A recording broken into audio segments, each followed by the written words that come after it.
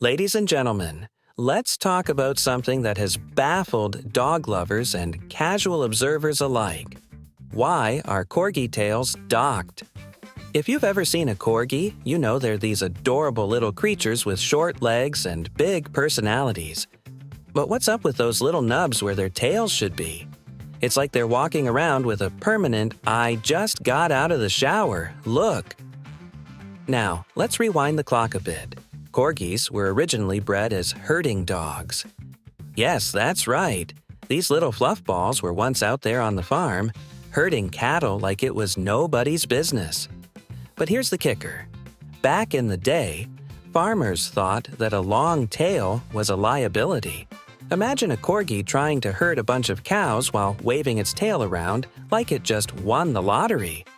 The fear was that those tails would get caught under the hooves of thundering cattle, leading to some very unfortunate tail-related incidents. So what did they do? They decided to dock the tails, cut them off when the puppies were just a few days old. Now, let's get into the nitty-gritty of this practice. The American Kennel Club, AKC, has breed standards that require Pembroke Corgis to have docked tails. It's all about aesthetics. Apparently, having a cute little stub is more show-worthy than a full tail. It's like saying, hey, we want our dogs to look like they just came from a bad haircut. And you know what? This practice is still prevalent in the United States, while many other countries have banned it entirely. What does that say about us? We're still clinging to outdated traditions while the rest of the world is moving on. Now, here's where it gets controversial. Some folks argue that puppies don't feel pain when their tails are docked at just 3 days old. Really? Have you ever seen a puppy after its tail gets docked? They cry, they whimper, they look at you with those big sad eyes as if to say, "Why did you do this to me?" Many veterinarians argue against this practice because it can lead to lasting pain and emotional trauma for these little guys.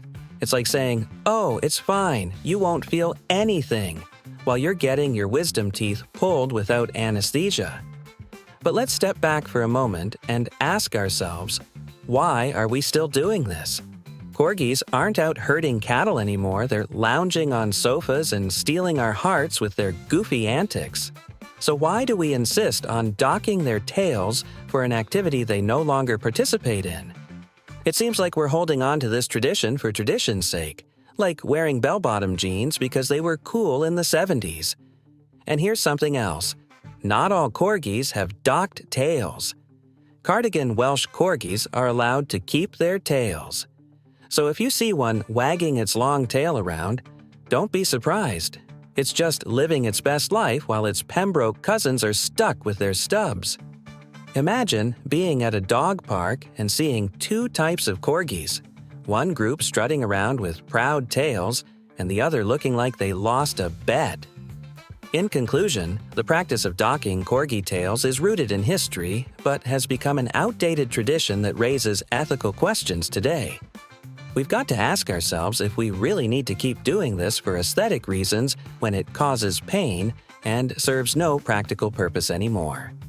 So next time you see a corgi with a stubby tail, remember, it didn't choose that look. It was handed down through generations of questionable practices. Let's embrace our furry friends in all their fluffy-tailed glory because at the end of the day, whether they have long tails or short ones, they're still going to be the lovable companions we adore. Thank you.